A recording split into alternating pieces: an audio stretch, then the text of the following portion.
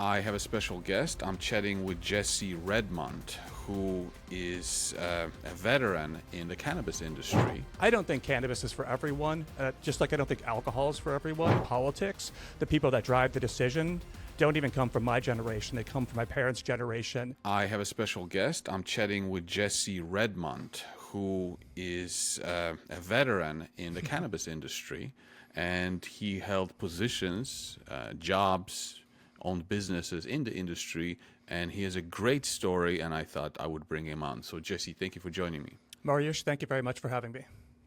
Yeah, Jesse, so we kind of share an investment, but you have a very interesting past in the cannabis industry. So walk us through it. How did you get started? How did you get into the industry? What happened in the industry? How you navigated all these changes and hardships? Yeah, so I guess this is 2025. So I got in the industry in 2016. So coming up on 10 years. And yeah, it's been a lot of ups and downs and a lot of challenges. My background, Mariusz, is that I grew up, I studied economics at UCSB. I dedicated myself to the investment industry, for almost 15 years or so. And all along this path, when I'd been pursuing finance, I had this kind of side thing where my dad, when I was a kid, got in 2 bad car accidents. And by the time he was my age, I'm 50, and by the time he was 48, he never worked again. And so he developed something called chronic regional pain syndrome. And he went down the routes of taking opiates as his primary pain management tool, got to the point where he was taking hundreds of milligrams of OxyContin to manage his chronic pain problem. And around 2015, he met a cannabis doctor in Los Angeles. My family and I live in Santa Barbara. He met a cannabis doctor in LA, and over the course of a couple of years, using tinctures and whole plant flower for relief, he went from taking those hundreds of milligrams of OxyContin for pain relief and transitioned fully to using cannabis. And it was really a life-changing thing for me to see. I mean, Mariusz, I think sometimes we talk about cannabis and its medical uses, and honestly, when I was a kid, I used to just roll my eyes. I thought, sure, it helps with glaucoma, sure, it helps with pain. You thought it was just an excuse to smoke it, right? Yeah, I'm embarrassed to say it, but I grew up in Minnesota, and cannabis just wasn't commonly used, and we were kind of at the early stages of the medical aspect of it. And I was always a recreational consumer. I've always preferred it to alcohol in terms of just a way to relax at night. But I never really got my head around the medical part of it. And then seeing this huge change in my dad's condition, coupled with the fact I was in California and we were on the verge of moving to adult use in California, it really opened my eyes both to the medical uses and also maybe towards some opportunity in cannabis. And so that was really the reason that I got started in the industry, was seeing how it helped my dad. And then I coupled that with learning more about the economic opportunity too, which was a bit misguided if we're just totally honest. Like, California's been one of the hardest markets to be in, but it's been rewarding nevertheless. But then 2016, correct me if I'm wrong, that was like when the industry was hot, wasn't it? Yeah, it was fantastic then. So we were under Prop 215 in California, and what I specifically did was that I closed the hedge fund business that I'd been involved in, and I decided to get involved in the cannabis industry and opened a dispensary outside of Santa Barbara. And so back then, the medical industry had less fees, regulations, and headaches. It was more of just an entrepreneurial spirit type community, much different than what it is in California today. But yes, I opened a medical dispensary in California, and we had a couple of great years under the Prop 215 regulations. And then once things moved to what we have, which is called Prop 64 today, the location we had and wasn't zoned properly. And then also, in hindsight, it was a good thing that we closed that one store, because it's pretty difficult in California to just be a single person with one with one store in California. But you're absolutely right. It was a great the medical system in California was great and very profitable. And then once we transitioned to adult use, things got a lot more difficult, expensive, as California likes to do, tons of regulations. And so it was at that point, Mariusz, that I decided right around 2019 to take the 20 years of experience on the investing side, the 3 years as a cannabis operator, and then in 2019, heading into 2020 is when I started focusing on that intersection of cannabis and investing. Okay, but now considering that you kind of enter it at the peak without knowing really, right. because it's like your dad's condition doesn't really follow the trends, but like, man, I know what the cannabis went through, and you enter it at that time as an analyst and investor.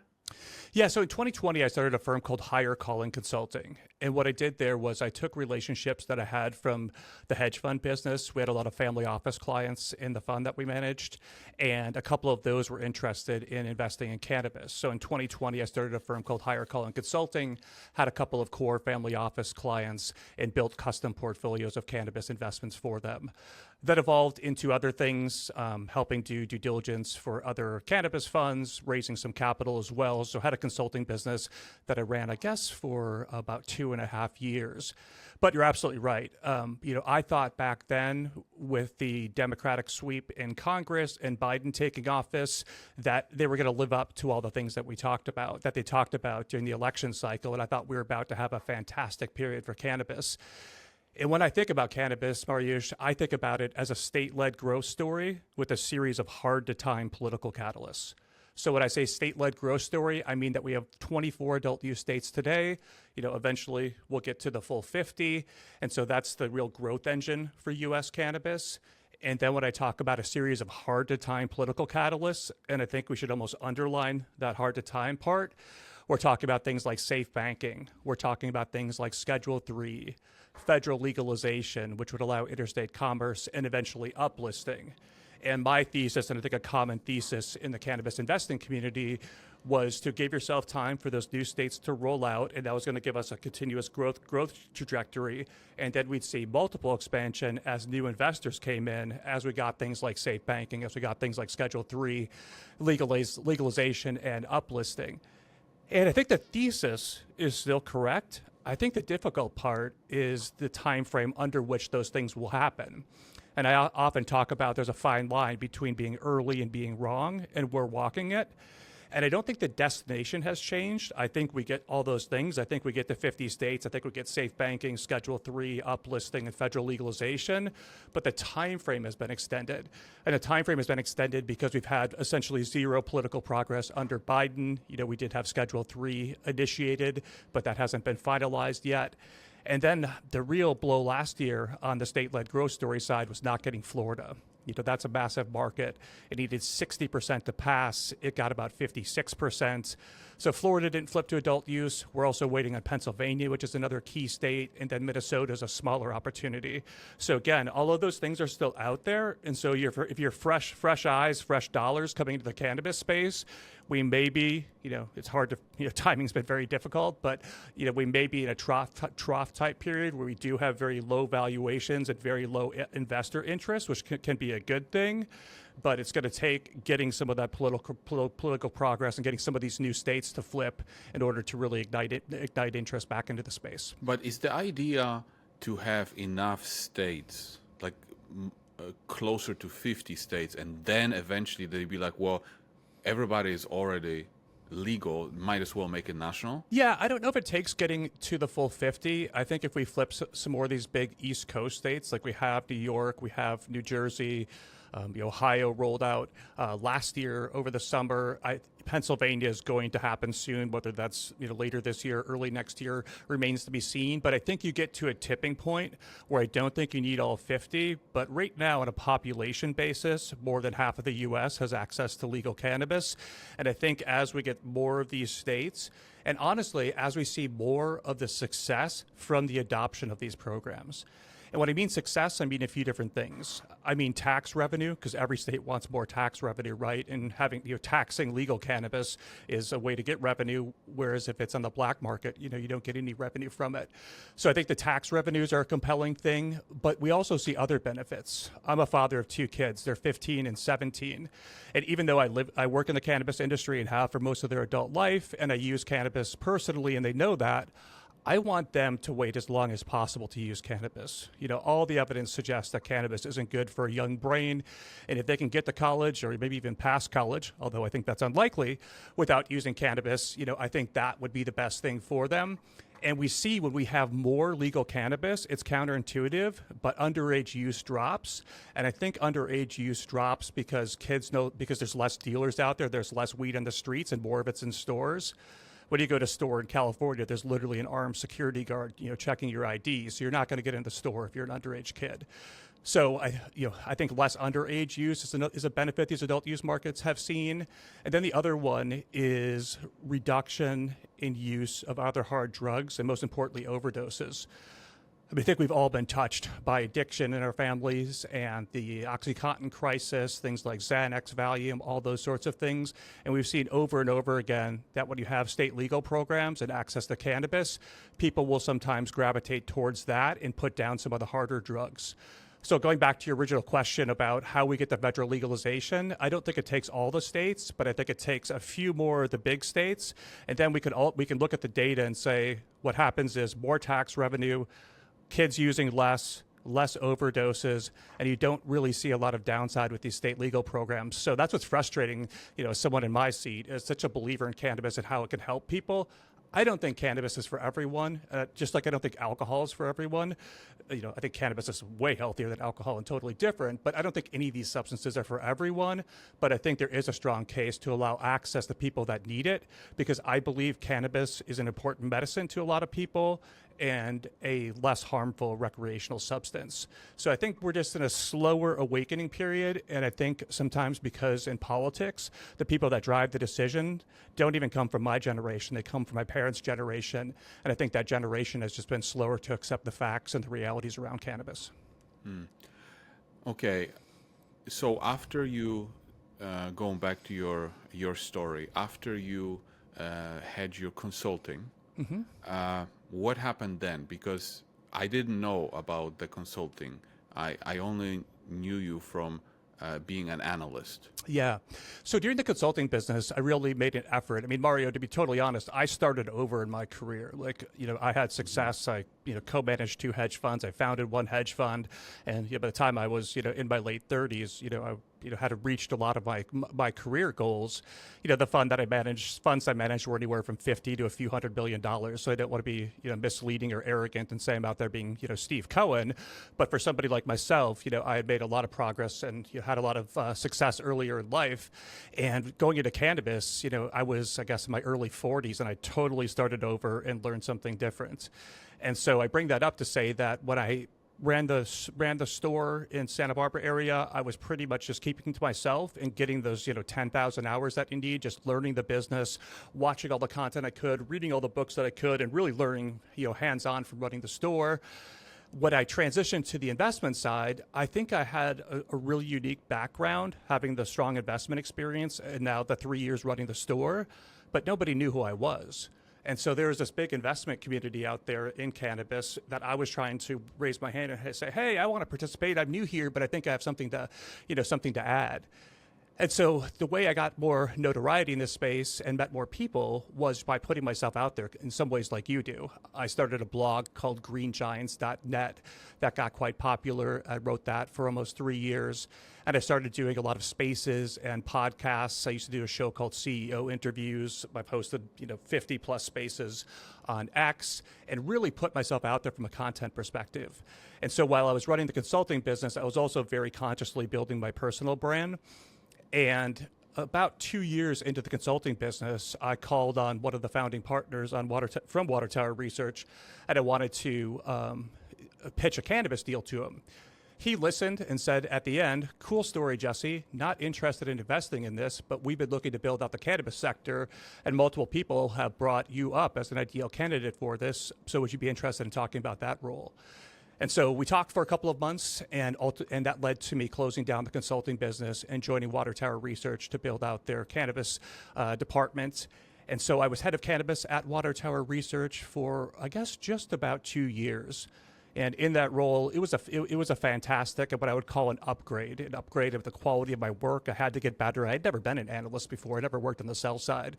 So writing, update notes and writing longer form research was something that I had done, from the buy side perspective, but not from the sell side perspective. So I developed some new tools there, got a much bigger platform in terms of publishing, and provided a gateway to meet and work with a lot of the top companies in the space. As an analyst, we covered specific companies. That's how I met LEEF Brands. They were one of the companies that I covered, and also wrote a lot of general research about the space. I really liked being an analyst, but the funny thing about being an analyst and writing research is you have to have people on the other side that care. They want to read it, because that's what drives interest. If people read it, then the companies will want to work with you. They'll want to publish more research.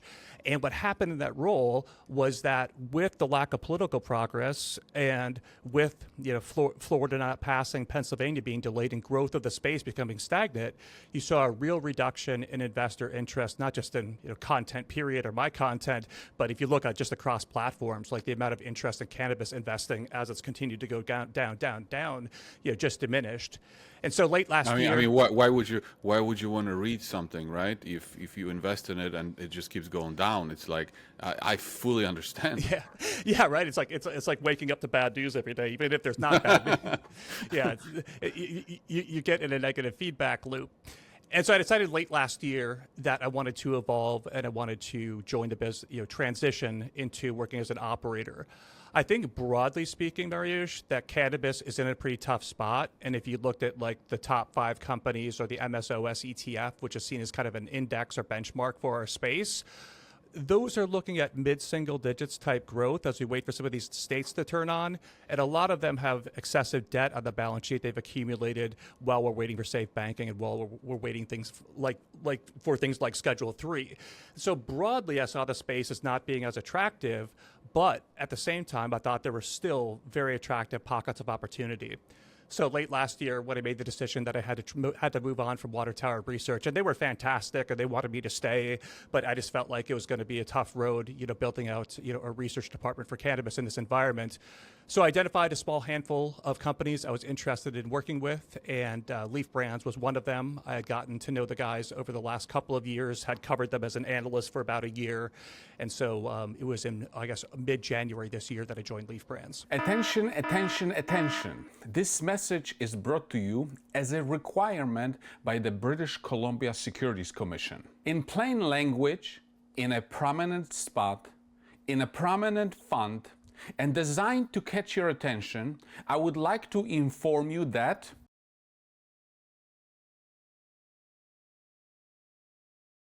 in case you are not able to see the screen and can only hear the audio, this video is disseminated on behalf of LEEF Brands. But I have to tell you, so I was introduced to LEEF Brands before you joined them.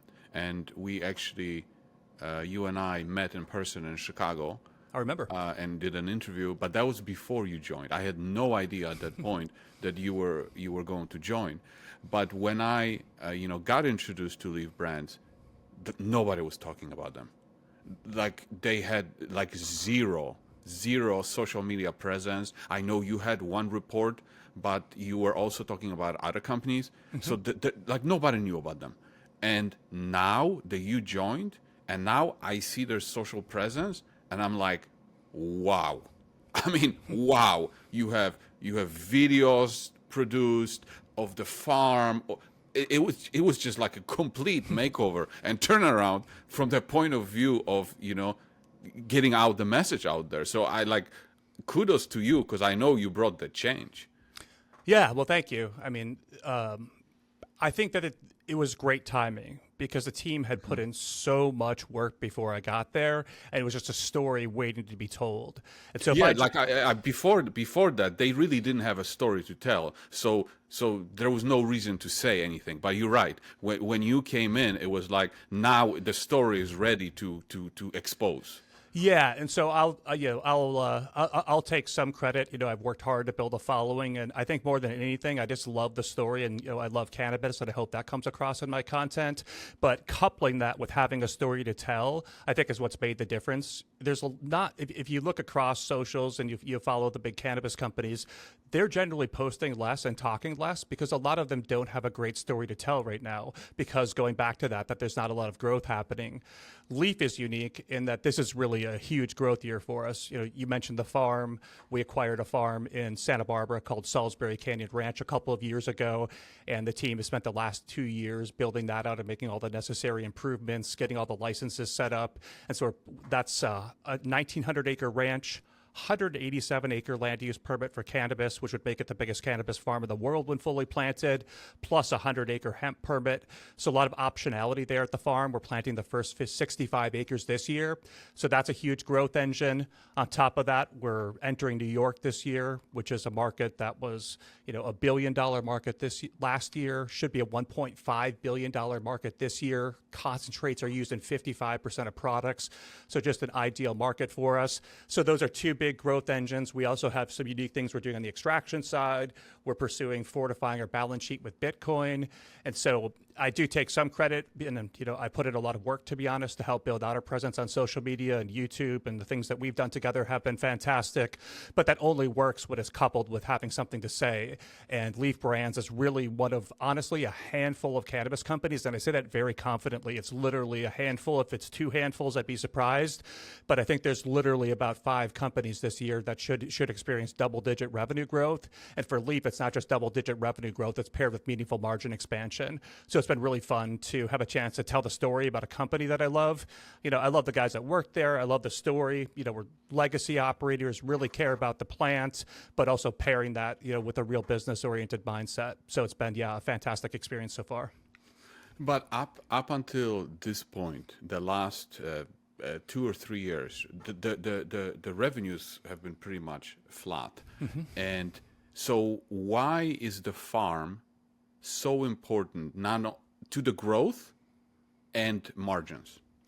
Yeah, the farm is a game changer because it changes our input costs. And so we're in the extraction business. If you think about oranges, we're squeezing the oranges to get the juice out.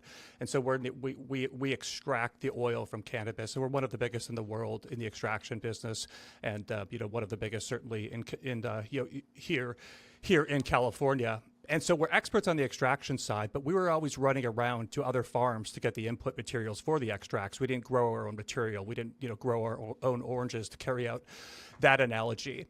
And so the guys knew in order to have the best material and to have lower input costs, we had to grow it ourselves.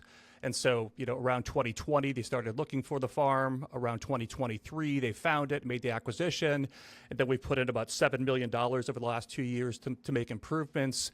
And the result of that is, by growing our own material, we're going to take our input costs from $20 to $40 a pound down to about half of that. So you can just start running the math on, what dropping your COGS or input costs by 50% will do. And this year we're doing about 65 acres. We're going to do it twice because we're going to get 2 harvests. But we consume over 200 acres of material per year. And so if people that are doing back of the envelope math, you have to account for the fact that we'll still be running material from other farms this year. So our COGS across the board won't drop that much, but it will be a meaningful change in margins driven by the lower input costs. The other benefits of the farm are that we get higher quality material. So we can grow whole plant biomass that works perfectly for our different extraction lines. We do ethanol for distillate. We do hydrocarbon for things like live resin, butter, sugar, shatter. We also have a solventless line for rosin, so we can grow material that works perfectly for those different strains. And we also can get clean material. Often in California, Mario, we talk about having an oversupply of cannabis flower, but there's an undersupply of clean material for extraction. And that's because when you concentrate cannabis flower, you concentrate everything, including pesticides. So if there's material that passes as flower, but you concentrate it and the pesticides go up because you're concentrating everything, a good portion of that will fail at the concentrate level. Salisbury Canyon Ranch used to be an organic wheat farm years ago. There's it's about 3 square miles, 1,900 acres, and there's no one else around us in terms of farming. We're bordered by mountains from the Los Padres National Forest, so it minimizes the risk of contamination from other farms and overspray, and we're going to use all organic methods at the farm. And so that'll get us clean material there as well. And so for those 3 reasons, the farm is really going to be a game changer for us this year.